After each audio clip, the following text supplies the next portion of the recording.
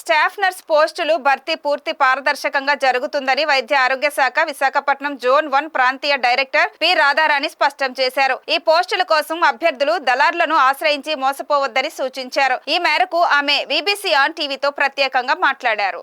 ఉత్తరాంధ్ర పరిధిలోని 6 జిల్లాల్లో గల ప్రభుత్వ ఆసుపత్రుల్లో 106 స్టాఫ్ నర్స్ పోస్టుల భర్తీ కోసం ప్రభుత్వం నోటిఫికేషన్ ఇచ్చిందని రాధారాణి తెలిపారు. ఈ పోస్టులకు దరఖాస్తు గడువు జనవరి 17తో ముగుస్తుందన్నారు. ఇప్పటి వరకు 1000కి పైగా దరఖాస్తులు వచ్చాయని, ఈ పోస్టులన్నీ మెరిట్ ఆధారంగానే భర్తీ అవుతాయన్నారు. కోవిడ్ సమయంలో పనిచేసిన వారికి ప్రాధాన్యత ఉంటుందని చెప్పారు. ఈ నెలాఖరున అభ్యర్థులకు కౌన్సిలింగ్ జరుగుతుందన్నారు. ఇప్పుడు స్టాఫ్ నర్సెస్ రిక్రూట్మెంట్ కోసము 106 వేకెన్సీలు వచ్చాయండి. దానికి నోటిఫికేషన్ జనవరి 1ని ఇచ్చాము.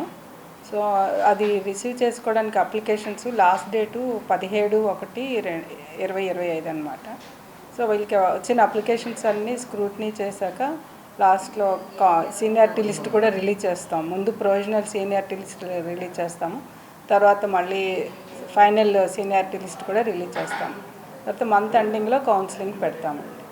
యాక్చువల్గా మా జోన్ పరిధిలోని 6 జిల్లాల్లోని మొత్తం మీద 106 వేకెన్సీలు ఉన్నాయండి. ఇప్పటి వరకు ఈ రోజు వరకు 1000 అప్లికేషన్ పత్రాలు వచ్చాయండి.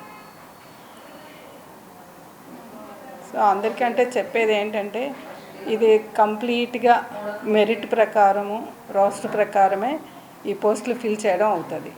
వీళ్ళు మధ్యవర్తుల మాటలు విని అనవసరంగా వాళ్ళ చుట్టూ వీళ్ళ చుట్టూ తిరిగి డబ్బులు ఖర్చు చేసుకోవద్దని నేను అందరికీ విన్నవించుకుంటున్నాను. Qualification BSc nursing, BSc staff nurse అంటే బీఎస్సీ కాదు, యాక్చువల్గా స్టాఫ్ నర్సు అదే ట్రైనింగ్ అయ్యి ఉంటే చాలు. తర్వాత వాళ్ళు ఇష్టం బీఎస్సీ నర్సింగ్ చేయొచ్చు.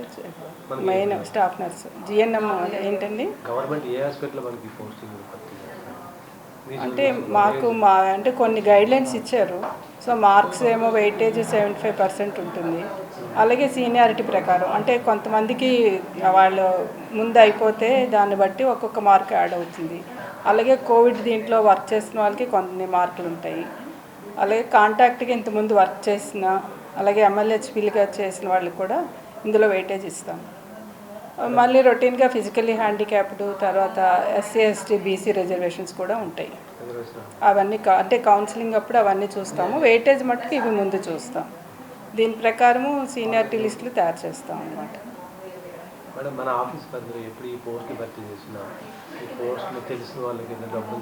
అస్సలు అవ్వదండి, ఎందుకంటే కంప్లీట్గా అవన్నీ ఓన్లీ రోస్టర్ పాయింట్ ప్రకారమే ఇస్తారు. ఎవరి రికమెండేషన్, అందుకే చెప్తున్నాను. వీళ్ళు ఏంటంటే ఏదో జాబ్ వచ్చేస్తుంది, వాళ్ళకి డబ్బులు ఇస్తే వీళ్ళకి డబ్బులు ఇస్తే అనవసరంగా వాళ్ళు డబ్బులు ఖర్చు పెట్టుకోవడం అవుతుంది. ఎందుకంటే ఇది పక్కాగా అంతా రోస్టర్ పాయింట్ ప్రకారమే ఇస్తాము, సీనియారిటీ ప్రకారమే లిస్టులు రిలీజ్ చేస్తాము. అంతేగాని అలాగేమీ అవ్వదు. ఎందుకంటే అబ్జెక్షన్స్ వస్తాయి మాకు చాలా.